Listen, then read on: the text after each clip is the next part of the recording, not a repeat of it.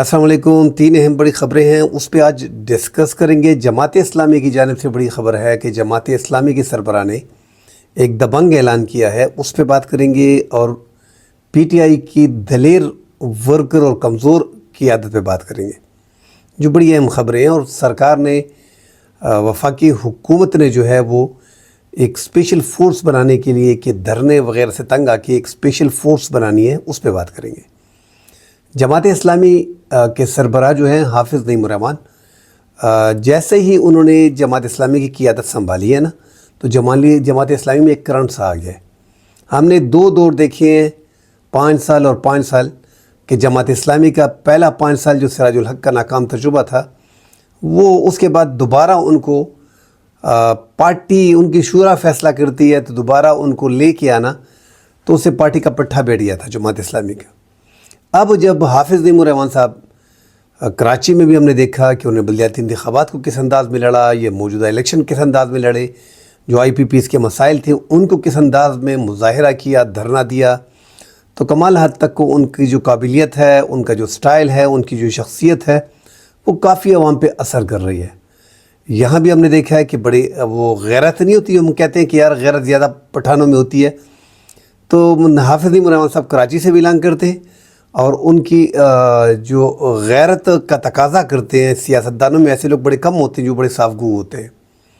انہوں نے آج کھل کے پاکستان تحریک انصاف کے حوالے سے پریس کانفرنس کی ہے، اس میں جو انہوں نے باتیں کی ہیں تو بڑی کلیئر باتیں کی ہیں کہ یہ عوامی ورکر ہیں، عوامی ورکر جو ہے قوم کا اثاثہ ہوتا ہے، یہ بڑی مشکل سے پیدا ہوتے ہیں، ان کو ایسا مار دینا۔ جوڈیشل انکوائری، اس کا جو جوڈیشل انکوائری کے بارے میں کلیئر کٹ کا ہے کہ ان کی برابری کا جو وہ چاہتے ہیں اس قسم کی جوڈیشل کمیشن بنی اس پہ۔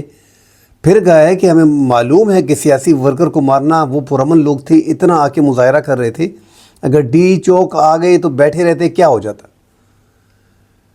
وہاں پہ ان کو مار دینا۔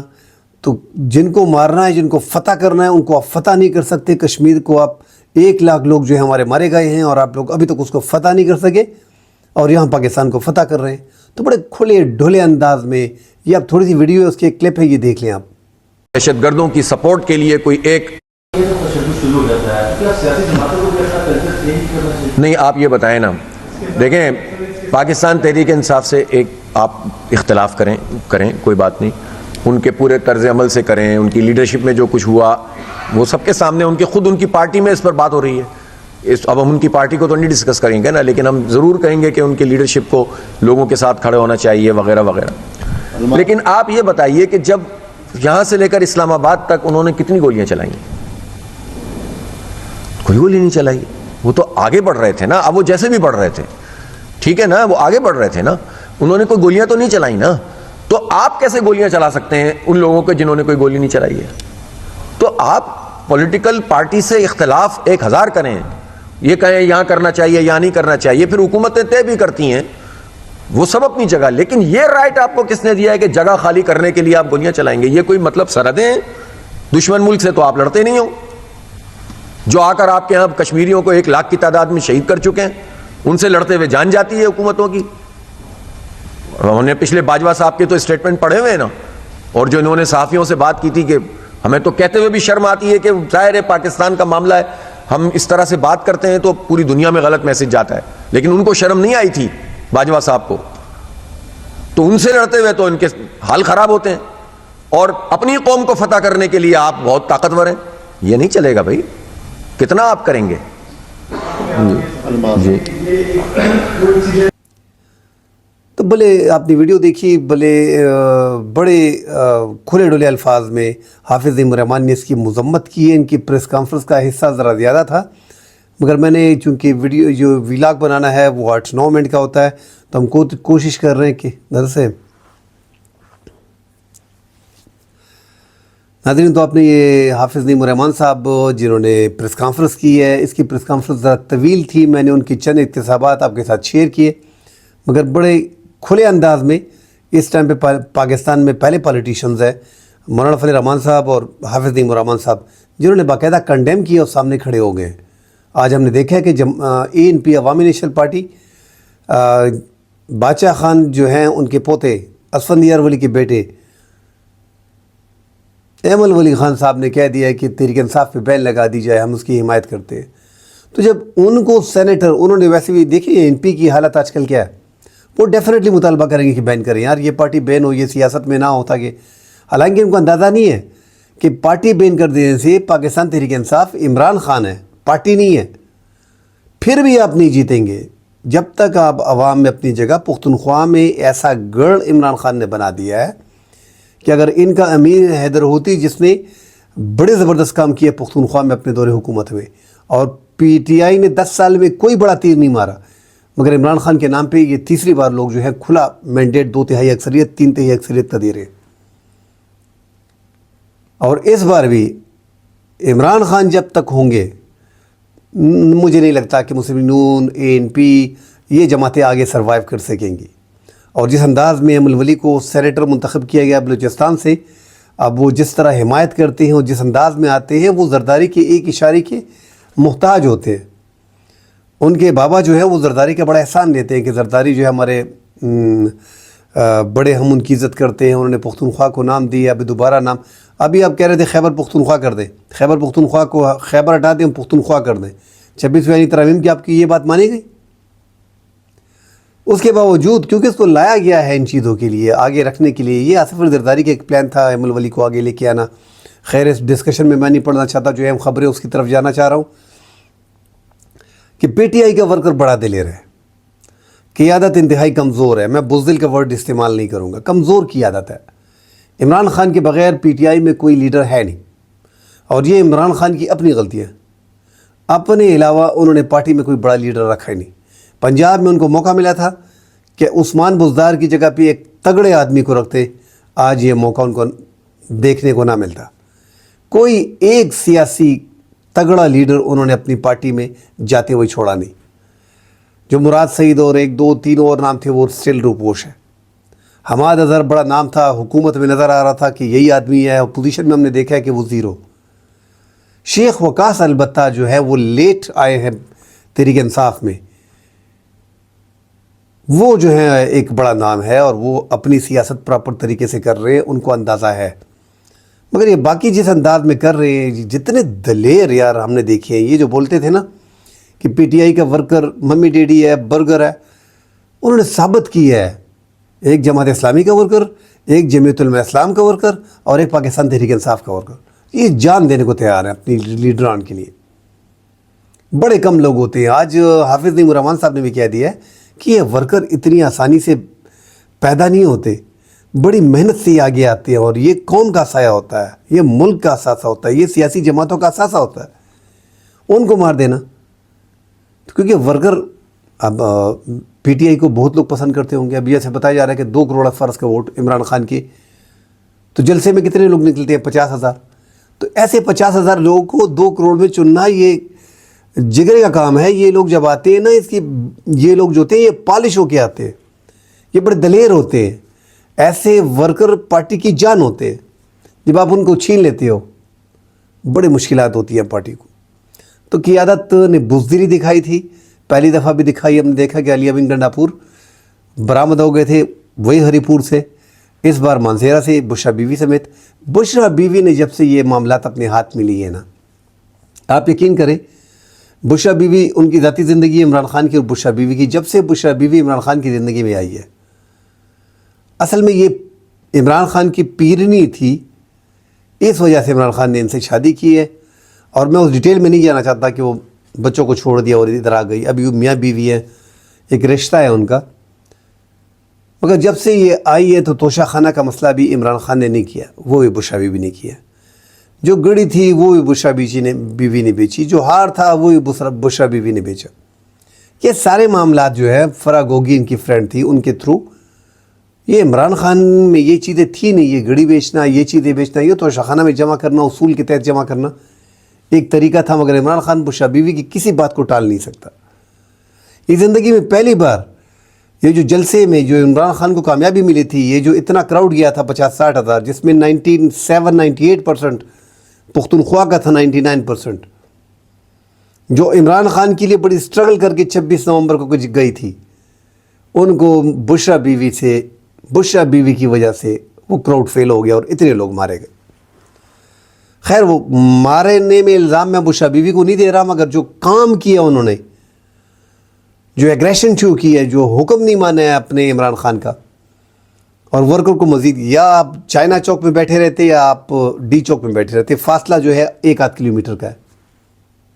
آہستہ آہستہ بندہ آگے آتا ہے، نیگوزیشن ہوتی ہے، باتیں ہوتی ہیں، اس مذاکرات طریقے سے مذاکرات آگے جاتے ہیں. مگر بشرا بیوی جو ہے ان کی سیاست آنے سے پہلے ختم ہو گئی. ایسا لگ رہا تھا کہ وہ آ گئی ہے، لوگ ان کے ساتھ ہیں اور وہ پارٹی پہ ٹیک اوور کر لے گی، مگر اب ایسا نہیں لگ رہا. بشرا بیوی کو عمران خان نے بھی سخت میسج بھیجا ہے، وہ سائڈ پہ رہے سیاست سے تو اچھا ہے. پارٹی میں گروپ بندی بن گئی ہے، علی امین گنڈاپور نے بھی ان کو ایز رکھا ہوا ہے، ابھی علی امین گنڈاپور کے خلاف بھی کوئی بات نہیں کر سکتا. بشرا بیوی ان کے کنٹرول میں، جس طرح ایک طوطے میں اس کی جان ہوتی ہے، اس طرح بھی علی امین گنڈاپور کے خلاف آپ کوئی بات نہیں کر سکتے، کیونکہ بشرا بیوی وہاں پہ ڈیفینڈ کرنے کے لیے بیٹھی ہیں. انہوں نے بشرا بیوی کو نکال کے دھرنے سے اور ورکر کو چھوڑ لیا. اس میں بھی کوئی شک نہیں ہے کہ علی امین گنڈاپور، عمران خان جیسے ہی الیکشن جیت گئے تو ہم نے کہا تھا کہ علی امین گنڈاپور صوبے کا وزیر اعلیٰ ہوگا، کیونکہ اس کے ساتھ بہت زیادتی ہوئی تھی، ان کے مونچھ کاٹے گئی تھی، ان کے بال کاٹے گئے تھے، سب سے زیادہ قربانیاں اسی بندے نے دی تھی، بہت رگڑا گیا تھا اس کو. اور ابھی بھی جلسوں میں ہم نے دیکھا ہے اس نے بڑی کوشش کی ہے، ایفرٹس کی ہے، مگر لیڈر عمران خان پارٹی میں نہ بنا سکے. شیر افضل مروت بڑی باتیں کر رہا تھا، اب مجھے پارٹی کی قیادت دو، میں لیڈ کرے گا، میں فرنٹ سے لیڈ کرے گا، میں ادھر سے لیڈ کرے گا، میں ادھر سے لیڈ کرے گا. اور جب اسلام آباد کی ذمہ داری دی گئی تو اب کہتا ہے کہ ہمیں کوئی ٹوپی سلیمانی تو ہمارے پاس نہیں تھی کہ ہم بچتے گولیاں تو ہمیں بھی مار دیتی. بھائی تو اپنے ورکر کو چھوڑ دیا مارنے کے لیے، آپ خود وہاں پہ رہتے نا. ورکر کے پاس قاسم سلیمانی کی ٹوپی تھی، کیا بولے کہ گولی تو یہ نہیں دیکھتی، ہمارے پاس کیا تھا، پھر ڈائریکٹ فائرنگ ہو رہی تھی، لوگ اپنی جان بچا رہے تھے، تو پھر لوگوں کو کیوں لے کے آئے تھے؟ 40-50 ہزار لوگ جب اپنی جانیں بچا رہے تھے اور آپ لوگ بھاگ رہے تھے، کوئی ایم این اے مرا ہے، کوئی سینیٹر مرا ہے، کوئی ایم پی اے مرا ہے، کوئی صوبائی وزیر مرا ہے، اللہ نہ کرے مرتے مگر کوئی مرا ہے. اگر مرا ہے تو غریب ورکر مرا ہے، کوئی دوسرا بندہ نہیں مرا. اگر غائب ہے تو ورکر غائب ہے، غریب ورکر غائب ہے، کوئی دوسرا بندہ نہیں غائب. جو ایک ایم این اے تھا وہ بھی ریلیز ہو گیا. تو یہ سارے جو لوگ ہیں یہ اپنے پیارے، دیکھیں بچے لوگ پال پوس کے اس دن کے لیے بڑے نہیں کرتے کہ ان کے آگے جا کے وہ کسی سیاسی مظاہرے میں جائے، ان کی جان چلی جائے. یہ میں حکومت کو بھی کہہ رہا ہوں، تف اس حکومت پہ کہ انہوں نے یہ کام کیا ہوا ہے. یہ سیاسی جماعت کے ورکر تھے، اپنا آئینی رائٹ مانگنے جا رہے تھے. رائٹ ان کا کیا تھا؟ آپ لوگوں نے 8 فروری کا الیکشن مینڈیٹ ان کا چوری کیا، وہ مینڈیٹ مانگنے جا رہے تھے. 26ویں آئینی ترامیم آپ لے کے آئے ہیں، سپریم کورٹ کو درہم برہم کر دیے، ایک عدلیہ کا پورا ستون آپ لوگوں نے ہلا دیا.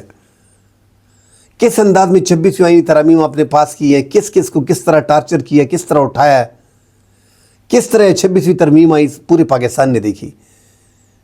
آئینی بینچ میں آپ نے 4تھے نمبر کے جج کو اٹھا کے آئینی بینچ بنا دی اپنے من پسند کا. جو جج جیسے ہی آپ نے ترمیم شروع کی اسی دن سے ہم نے ویلا کیا کہ جسٹس امین الدین آئینی بینچ کا سربراہ ہوگا. قاضی فائز عیسیٰ کو ایکسٹینشن نہیں ملتی تو جسٹس امین الدین ہوگا. پورے پاکستان کو پتہ چلتا ہے کون سا جج کس پارٹی کا ہے. یہ آپ لوگوں نے اس طریقے سے بنا دیا. 3 نمبر کے جج کو وہاں اٹھا کے سپریم کورٹ میں آپ نے تو پیرل 2 سپریم کورٹ بنا دیے نا. ایک سپریم کورٹ کو تو آپ نے سیشن بنا دیا ہے، دوسرے کو ہائی پاور دے دیا جو اپنے تھے علی امین گنڈ اپنا جسٹس امین الدین کو. اور جسٹس یہ آفریدی جو ہے وہ بس نام کے ہیں، مگر ان کو بھی 3 نمبر سے اٹھا کے 2 کو سپرسیڈ کر دیا، جسٹس منصور علی شاہ صاحب کو اور جسٹس منیب اختر کو. جو پہلا طریقہ کار تھا کہ موسٹ سینئر جج جو ہے 175A کے تحت جو ہے وہ ملک کا صدر مملکت جو ہے اس پہ سائن کر کے ڈائریکٹلی وہ جو سینئر ہوگا وہ چیف جسٹس بن جائے گا. وہ ایک قاضی فائز عیسیٰ کو آپ لوگ، قاضی فائز عیسیٰ کی تاریخ میں کیا ہے کہ افتخار چودھری نے ان کو وکالت سے ڈائریکٹلی اٹھا کے بلوچستان میں چیف جسٹس ڈائریکٹلی لگا لیا تھا. تو اس کو کوئی آئیڈیا ہی نہیں تھا. وہ جو لا کی باتیں کر رہے تھے وہ پورا ایک ڈرامہ تھا. 1 سال انہوں نے گورنمنٹ کو سپورٹ کیا. وہ گورنمنٹ کا ایسا سمجھے کہ گورنمنٹ کا ایک سیاسی پیادہ تھا. ساری سپریم کورٹ کو ادھر سے ادھر کرنے میں تاریخ میں لکھا جائے گا قاضی فائز عیسیٰ کا نام ہوگا. الیکشن میں جتنی دھاندلی ہوئی قاضی فائز عیسیٰ اس میں انوالو تھے. جو بذات خود پنڈ کے کمشنر نے کہا تھا تحریک انصاف کے جتنے بھی ٹی وی نیوز کے کیسز ہیں وہ لگانے نہیں دیے. من پسند جج جو ہیں وہ پنجاب حکومت کے الیکشن کمیشن کے وفاقی حکومت کی مرضی سے بنائے. ریٹائرڈ ججوں کو بیچ میں ڈالا, وہ بھی ایکسیپٹ کر لیا تاکہ یہ مسئلہ ہی ختم ہو. تحریک انصاف کو کسی طور پہ آنے نہیں دیا جا رہا تھا. تو یہ تحریک انصاف کے لوگ جو نکلے تھے یہ اس لیے نکلے تھے کہ مینڈیٹ مانگ رہے تھے. اپنے گرفتار جو کارکن ہیں وہ ان کی رہائی مانگ رہے تھے. اور مینڈیٹ آپ کون سا ان کو دے رہے ہیں؟ ہمیں یہ بھی پتہ ہے کہ عمران خان نے 2018 میں جو مینڈیٹ عمران خان لے کے آیا تھا 6-7 سیٹیں RDS بٹھا کے ان کو دی گئی تھی. اور یہ ہائیبریڈ کا نظام جو بنا ہوا ہے یہ عمران خان کی وجہ سے 2018 میں اس میں ہائیبریڈ نظام کی شکل اختیار کر لی تھی. کیونکہ عمران خان کے دور میں عمران خان کے فیصلے زیادہ نہیں تھے. اسٹیبلشمنٹ جنرل فیض اور جنرل باجوہ فیصلے کرتے تھے. یہاں پہ مکمل ہائیبریڈ نظام ابھی اس سے بھی بڑا ہو گیا ہے. اب اس سے بڑا اس لیے ہو گیا کہ عمران خان کو 7 سیٹیں دی گئی تھی, مسلم لیگ قائد لیگ دیا گیا تھا, باپ پارٹی دی گئی تھی اور MQM دی گئی تھی. ان کو پیپلز پارٹی دی گئی ہے, MQM کو دی گئی ہے, سیٹیں دی گئی ہیں, اور تحریک انصاف کا مینڈیٹ اٹھا کے ان کو دے دیا گیا ہے. وہ ساری جماعتیں جتنے بھی تھی 105-110 سیٹیں قومی اسمبلی کی ان کو دے دی گئی. تو زیادہ پاور شفٹ ہو گئی ہے اس ہائیبریڈ نظام میں اسٹیبلشمنٹ کو. اب اسٹیبلشمنٹ نہیں آنے دے رہی عمران خان کو آگے. ورکر اس کا دلیر ہے. اگر پھر عمران خان کال لیتا ہے اتنے شہادتوں کے باوجود, جو پتہ نہیں ہو رہا کتنی شہادتیں ہیں, غائب ہیں نہیں غائب ہیں, 12 شہادتیں جو ہیں وہ آج پاکستان تحریک انصاف نے بتا دی ہیں. شیخ وقاص اکرم نے, جو سیکٹری انفارمیشن ہے پاکستان تحریک انصاف کے, انہوں نے کہا کہ ہماری اب تک جو ہے وہ 12 شہید ہوئے ہیں, ان کے جنازے ہو گئے, ان کے اتے پتے, ان کے نام, ان کی تصاویر جاری کر دی ہے. اور جو زخمی ہیں, جو سیریس انجرڈ ہے, ان کی ڈیٹیل ہم دیکھ رہے ہیں, ہمیں مل نہیں رہی. بہت زیادہ وہ بھی ہیں اور زخمی بھی بہت ہے اور غائب بھی بہت ہے. وہ ہم اکٹھی کر رہے ہیں, اس کی رپورٹ بھی آپ کو جلد دیں گے. تو یار یہ 12 یہ شہید ہو گئے, 4-5 سیکیورٹی کے اہلکار شہید ہو گئے. کتنی زیادتی ہوئی ہے؟ وجہ کیا تھی؟ ایگریشن دونوں طرف سے تھا.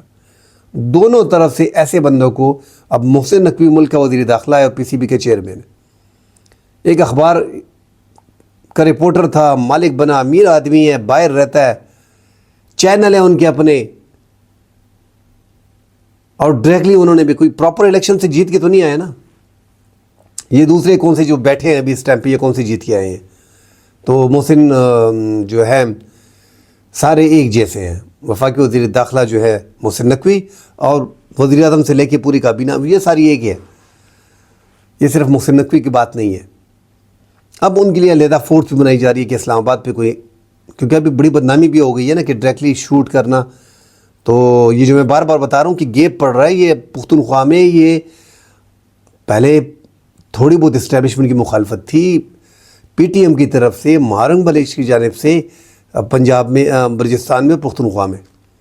اور پنجاب میں نواز شریف تھوڑا بہت انسیس کرتے تھے, اپوزیشن کا نام لے, اسٹیبلشمنٹ کا نام لے کے لوگ کو ڈرایا کرتے تھے, وہ اس سے پاپولیرٹی حاصل کر. ابھی تو پورے یہ واقعہ جو ہوا ہے پختونخوا میں, آپ یقین کریں بڑا مسئلہ چل رہا ہے, بڑی ٹینشن ہے, لوگ بڑے پریشان ہیں کہ کیسے ایسے لوگوں پہ آپ سروں میں گولی مار سکتے ہیں. سنائپرز کو آپ نے کہا کہ مارے ان کو, ان کا ہاتھ میں کیا تھا یار؟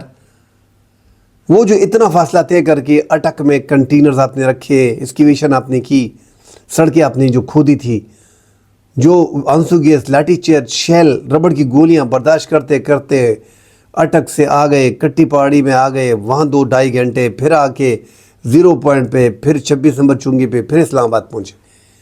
بیچارے 2-3 دن سے بھوکے پیدل ننگے پھرتے گھومتے گئے. رات کو اندھیرے میں بجلی بند کر کے ان کو سنائپر سے ہٹ کیا گیا. اب ہو سکتا ہے کہ یہ 12-15 بندے شہید ہوں, زیادہ نہ ہوں, زیادہ زخمی ہوں. تحریک انصاف بھی جو اپنے نیشنل میڈیا پہ جس انداز میں باتیں کر رہی ہے وہ ہمارے بھی سر چکرا کے رکھ دیا ہے. اس طرح سردار لطیف کوسا جیسا آدمی کہتا ہے 278 بندے شہید ہو گئے. شرف المروت کہتا ہے پہلے 12 بول رہا تھا, پھر بولا 20 بول رہا تھا, پھر 40 بول دیا. اس طرح کوئی 100 بتا رہا ہے, کوئی سینکڑوں بتا رہا ہے, مگر آہستہ آہستہ ایک طریقے سے جو رپورٹ آ رہی ہے کہ یہ 12 شہادتیں ہوئی ہیں اور آگے کی شہادتیں جو ہیں کوئی ابھی تک کنفرم نہیں ہے. زخمی کتنے ہیں وہ بھی کنفرم نہیں. ہسپتال جو ہے وہ رپورٹ نہیں دے رہے, وہ سارا رپورٹ ہوا ہے, BBC نے بھی پوری رپورٹ بنائی ہے, وہ بھی سب نے پڑھ لی ہوئی, کیا انداز, کیا ملک میں کیا چل رہا ہے.